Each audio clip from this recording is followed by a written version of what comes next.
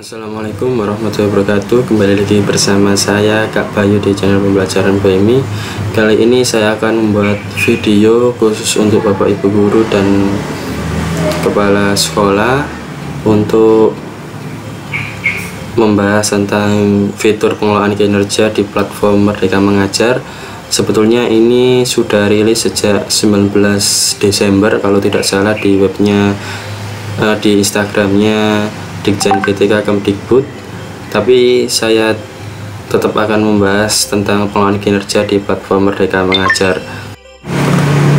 Pengelolaan kinerja pada PMM adalah alat bantu yang memudahkan guru dan kepala sekolah untuk menentukan sasaran kinerja yang lebih konseptual sesuai kebutuhan satuan pendidikan dan mengembangkan karir guna meningkatkan kualitas pembelajaran berpusat pada peserta didik.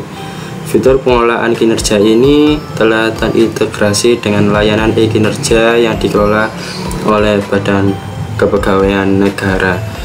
Nanti kita bahas alur-alurnya seperti apa, cara mengisinya bagaimana, kita bahas satu persatu. Nah, manfaat dari penggunaan pengelolaan kinerja di PMM jika dibandingkan dengan e-kinerja yaitu dengan menggunakan pengelolaan kinerja melalui platform Merdeka Mengajar, guru dan kepala sekolah dapat melakukan pengelolaan kinerja yang lebih konseptual dan spesifik untuk melaksanakan tugasnya sebagai visi transformasi pembelajaran yang ditetapkan Kemendikbudristek.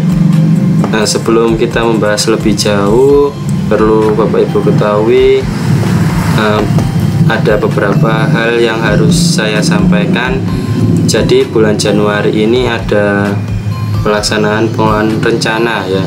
Jadi mengenai pengelolaan, kita akan membahas mengenai pengelolaan kinerja pada platform Merdeka.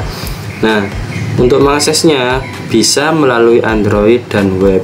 Tampilan Android seperti ini ya, nanti diklik pengelolaan kinerja, kemudian tampilannya nanti seperti ini. Nah, di sini ada alur-alurnya, nanti kita praktekkan.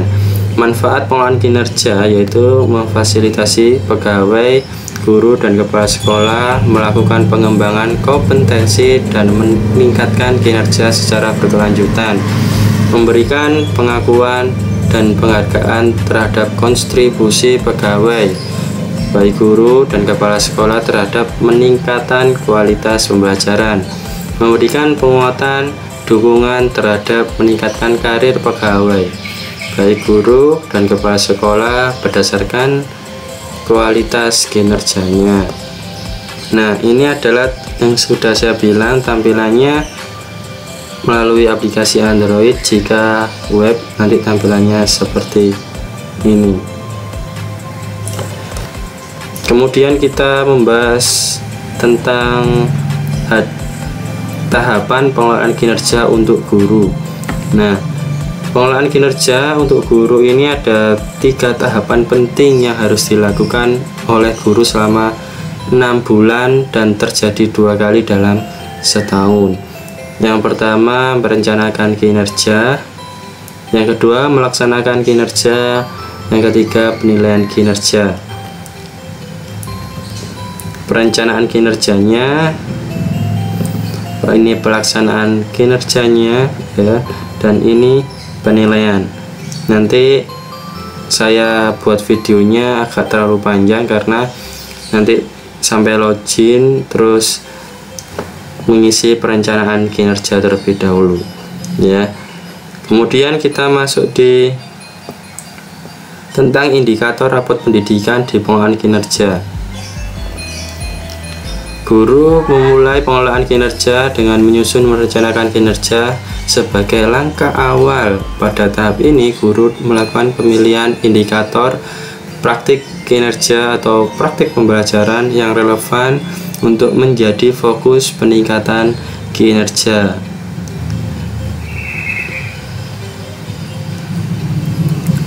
Nah, ini nanti ada beberapa indikator ya. Ini indikator D1, kualitas pembelajaran dalam rapot pendidikan. Kualitas D1 indikator ya. Indikator D1 kualitas pembelajaran memiliki 8 turunan sub indikator dalam praktik kinerja praktik pembelajaran, mulai dari peraturan suasana kelas hingga instruksi pembelajaran. Guru hanya dapat memilih sub-indikator yang akan ditingkatkan melalui siklus peningkatan kinerja.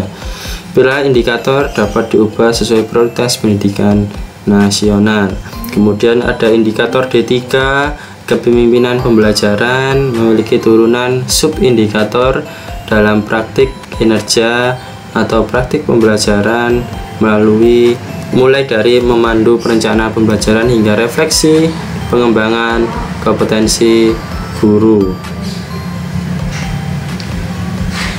Nah, apa itu dimensi prioritas? Nah, indikator D1 kualitas pembelajaran memiliki pasangan indikator akar masalah atau ada tampilan bawah adalah dimensi prioritas. Dimensi prioritas ini mencakup faktor-faktor yang dapat mempengaruhi hasil capaian dari indikator prioritas tersebut. Guru dapat merujuk pada informasi di bawah ini untuk memahami lebih lanjut tentang indikator akar masalah dimensi prioritas, mulai dari manajemen kelas hingga metode pembelajaran. Nah, ini Bapak Ibu guru silakan dipelajari, dibaca-baca terlebih dahulu. Kemudian nanti ini tentang pengelolaan kinerja. Ini pengelolaan kinerja guru. Kemudian ada perencanaan kinerja guru di sini materinya. Nah, ini di bulan Januari perencanaan guru dan persetujuan atasan. Perencanaan kinerja merupakan tahapan awal pengelola kinerja. Tahap ini guru diminta untuk menyusun rencana kinerja sebelum batas waktu yang dianjurkan. Jadi Bapak Ibu guru mulai dari tanggal 1 Januari sampai 1 Januari sampai tanggal 31 Januari Bapak Ibu guru harus melaksanakan perencanaan ya. Perencanaan kinerja. Kemudian rencana kinerja memiliki 5 tahap yang harus dilakukan oleh guru melalui penyusunan praktik kinerja atau praktik pembelajaran hingga melakukan pengecekan rangkuman dari penyusunan yang telah dibuat. Ada 5 tabel tadi ya: praktek kinerja, pengembangan, tugas tambahan, perilaku kerja, dan rangkuman. Pastikan Anda sudah login untuk menggunakan akun Belajar ID sebelum menyusun perencanaan kinerja. Jadi bisa membuka akun Belajar ID-nya terlebih dahulu sebelum membuka platform Merdeka Mengajar. Kemudian kita masuk di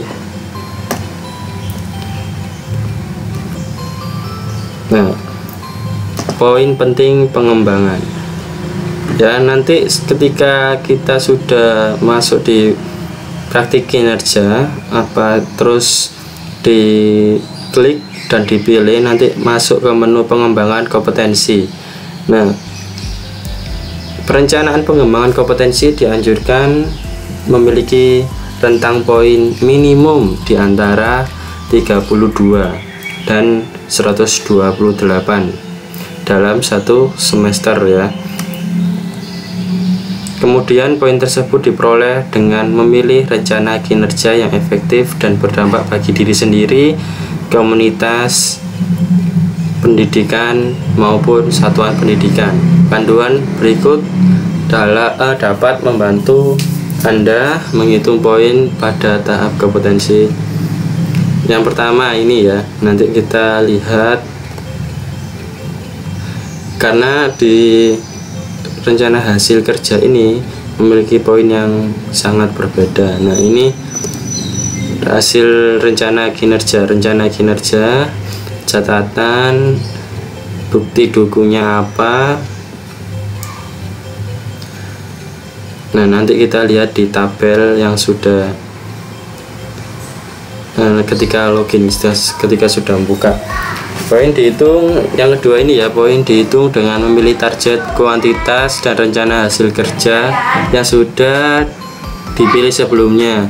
Target kuantitas meliputi sesi kegiatan yang akan dilakukan oleh guru melalui rencana hasil kerja. Memilih lebih banyak sesi kegiatan akan mengandalkan jumlah poin yang dihitung. Misalnya Bapak Ibu guru memilih rencana hasil kerja yang memiliki 8 poin, lalu ada 2 kegiatan, maka mendapatkan hasil 2 kali lipat dari 8 tadi, jadi 16 poin. Seperti itu.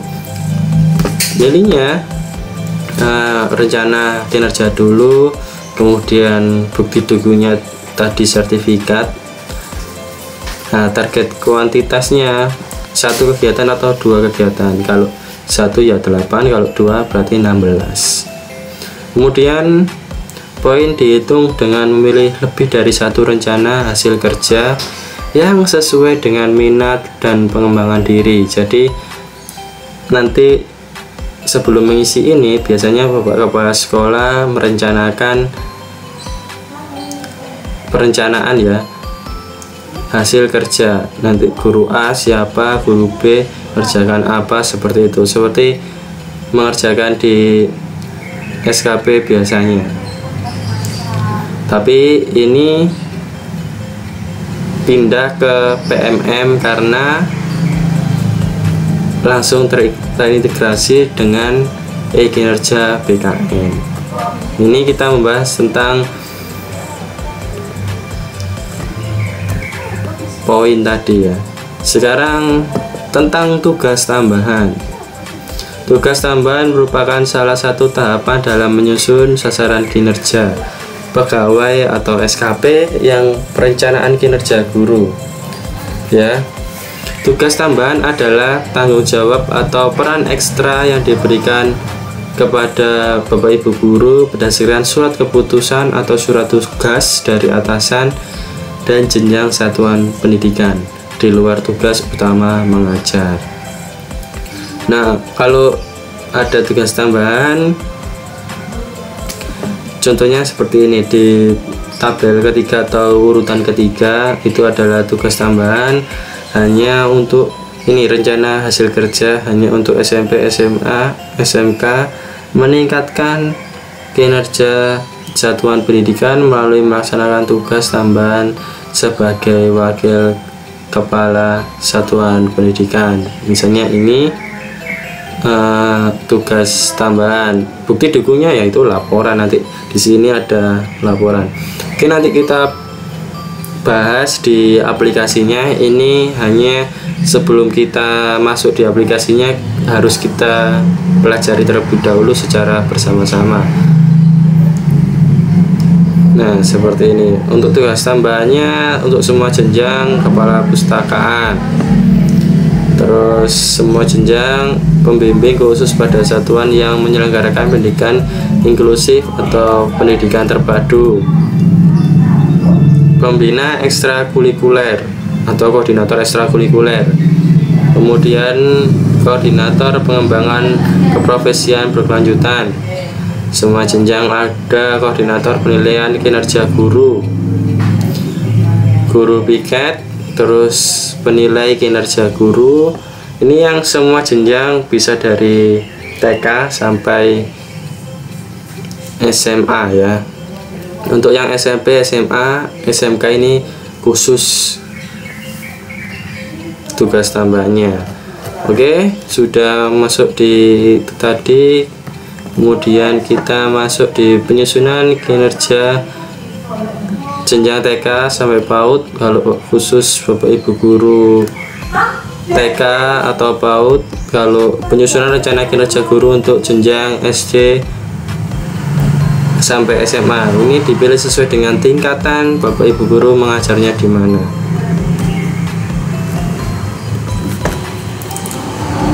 Nah, seperti ini tampilannya. Nah, data ini ya, data yang ketika sudah masuk di, ketika kan pertama buka kan pasti masuk di pengelolaan kinerja, login, masuk di pengolahan kinerja, kemudian nanti ada tampilan seperti ini. Klik tetap di sini, kemudian klik mulai pada pojok kanan atas di halaman pengolahan kinerja, klik ini ya. Kemudian nanti muncul tampilan seperti ini. Perlu diketahui jangan sampai datanya yang ini salah ya. Anda dapat klik data sudah sesuai, namun jika data diri tidak sesuai, Anda bisa klik edit.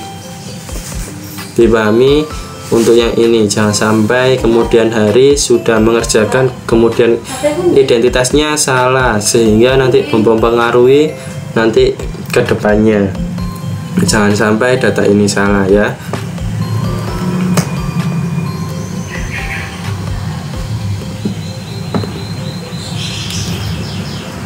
Oke, sekarang yang paling terakhir, persetujuan perencanaan kinerja kepala sekolah. Nanti ketika membuka akun kepala sekolah atau bapak kepala sekolah atau ibu kepala sekolah membuka akunnya di Belajar ID di pengolahan kinerja, nanti muncul tampilan awalnya seperti ini ya. Jadi misalnya SD mana, kemudian periksa. Ketika diklik periksa ini nanti muncul nama bapak ibu guru. Ini akunnya khusus kepala sekolah. Jadi bisa kepala sekolah bisa mengecek, bisa mempersetujui seperti itu ya. Jadi nah ini diperiksa, nanti muncul mana yang disetujui, mana yang belum mengajukan, terus perlu disetujui dan disetujui. Nah, tampilannya ini nama-nama bapak ibu guru. Kemudian pada tab hasil kerja utama, Anda bisa mengubah, menghapus, menambah hasil kerja utama berdasarkan observasi yang dibutuhkan, yang dilakukan oleh bapak ibu guru. Kemudian hapus, untuk menghapus hasil kerja utama klik tambah. Nah, untuk menambahkan hasil kerja utama, klik salah satu hasil kerja utama yang ingin diubah dan disesuaikan. Klik ke hasil kerja tambahan apabila telah selesai melakukan pengecekan hasil utama. Seperti itu. Nanti tugas tambahannya juga dicek. Perilaku kerja.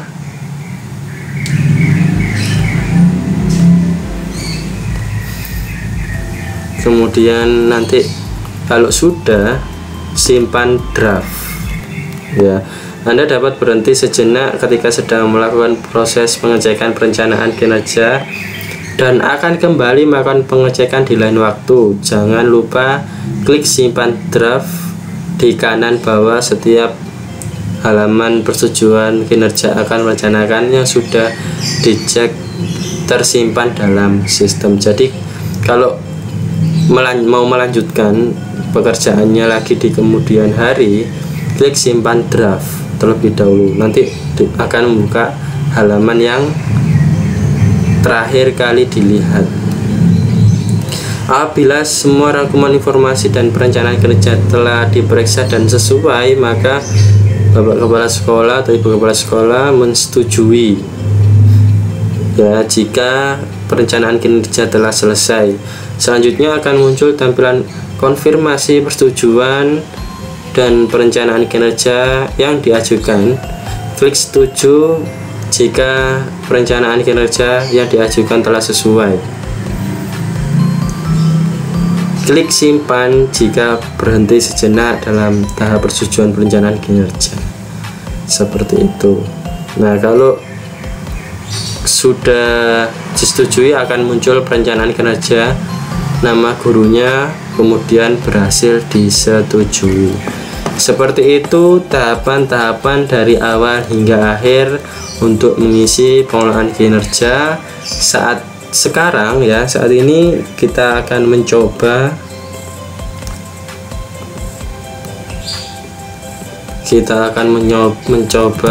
membuka pengolahan kinerja. Pastikan tadi menggunakan email akun belajar ID.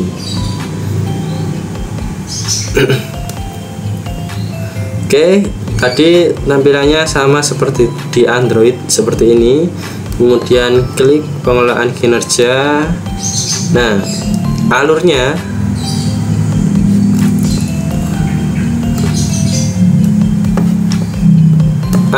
yaitu bulan Januari perencanaan guru dan persetujuan atasan. Jadi bisa mengadakan rapat kecil untuk merencanakan tugas-tugas Bapak Ibu guru dan nanti akan dipersetujui oleh atasan. Ini bulan Januari, berarti tanggal 1 sampai tanggal 31 Januari mengisi perencanaan kinerja. Jangan sampai melewati batas tanggal 31 Januari ya, karena nanti akan secara otomatis bulan Februari melaksanakan kegiatan persiapan observasi kelas bulan Februari. Kemudian nanti di bulan Maret langsung ganti di sini, bulan Maret periode observasi kelas dan diskusi tindak lanjut.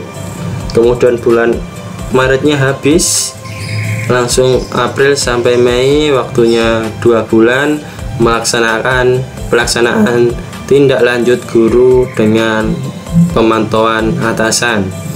Bulan Juni refleksi, penilaian, dan menentukan predikat kinerja guru. Nah, jadi Bapak Ibu guru setiap bulannya harus selalu memantau dan mengisi dan melaksanakan pengelolaan kinerja guru di platform Merdeka Mengajar. Kemudian kita klik lanjut rencana kinerja. Nah, ini sebagai contoh yang seperti ini sudah sangat bagus, dan kalau yang kuning ini ada yang perlu dibenahi atau ditingkatkan. Oke, kita coba masuk satu, kemudian klik ke pengembangan kompetensi. Nah, sekarang total poinnya 0 ya, total poinnya 0. Kemudian kita cari contohnya ini 4 poin. Meningkatkan kompetensi melalui peran sebagai partisipan kegiatan seminar, lokal karya, konferensi, simposium, atau studi banding lapangan yang diselenggarakan di bidang pendidikan. Kemudian klik bukti dukungnya, tentu saja sertifikat, nanti ada bukti laporan dan sebagainya, tergantung ini buktinya laporan. Tadi ada yang ini yang 8 sertifikat. Nah, ini tergantung rencana hasil kerjanya milih yang mana. Ini meningkatkan kompetisi melalui peran sebagai coach, mentor, fasilitator, atau pengajar praktek. Sertifikatnya pendukung. Nah, kegiatannya 2 sampai 3 kegiatan. Dikalikan nanti, kalau ada 2 kegiatan ya 24, kalau 1 ya 12, yang 3 ya 36, sesuai dengan berapa kegiatan yang Bapak Ibu lakukan. Catatannya, satu kegiatan berdurasi 2 sampai 3 jam, setara dengan 12 poin. Seperti itu. Kalau Bapak Ibu guru ada tugas tambahan dari Bapak Kepala Sekolah atau tugas rencana hasil kerja, bukan tugas tambahan yang ini ya, tugas lagi rencana hasil kerjanya, yaitu tambahkan saja di sini di bawahnya, kemudian pilih yang mana, berapa kali kegiatan. Nah, kalau sudah seperti itu, pilih salah satu ini sebagai contoh. Kemudian kalau sudah ada satu kegiatan, buktinya adalah sertifikat, kemudian klik tugas tambahan. Nah, pengembangan kompetisi kurang dari 28, jadi tidak bisa dilanjutkan ke tugas tambahan. Jadi tambah poin sampai 20 sampai 32 ya tadi ya. saya buat seperti ini adalah sebagai contoh, nanti tinggal Bapak Ibu guru terapkan. Nah, kalau sudah nilainya di atas 32 poin, ini total poin 40, langsung ke tugas tambahan. Nah, muncul tugas tambahan, Bapak Ibu guru pernah dapat tugas tambahan apa dari Bapak kepala sekolahnya. Misalnya kalau SMP, SMA dan SMK kan ada Bapak atau Bapak Ibu menjadi wakil kepala sekolah gitu. Jadi diklik, kemudian ke perilaku kinerja, apa perilaku yang paling ingin Anda fokus di tahun ini. Nah, Bapak Ibu sesuaikan.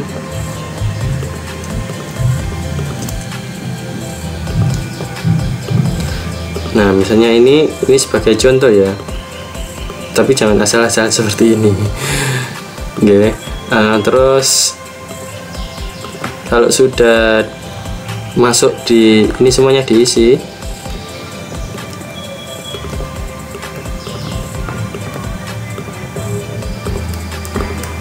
Ada beberapa aspek: prioritas pelayanan, akuntabel, kompeten, harmonis, loyal, adaptif, kolaboratif. Nah, kalau sudah seperti ini, kemudian ke rangkuman. Nah, baru lanjut diajukan kepada Bapak Kepala Sekolah. Seperti itu. Oke, itu saja yang dapat saya sampaikan, cara Bapak Ibu guru mengerjakan perencanaan kinerja. Kalau sampai sini atau sampai tugas tambahan atau sampai perilaku, kalau dirasa Bapak Ibu ingin melakukan di lain hari atau di lain waktu, jangan lupa simpan draftnya ya. Oke, itu saja yang dapat saya sampaikan, kurang lebihnya mohon maaf. Assalamualaikum warahmatullahi wabarakatuh. Pembelajaran PMI juga memiliki grup WhatsApp, barangkali ada yang ingin bergabung, link saya taruh di deskripsi. Tujuannya agar ketika saya mengupload video pembelajaran langsung tersampaikan kepada adik-adik semuanya. Selamat menyaksikan video pembelajaran PMI.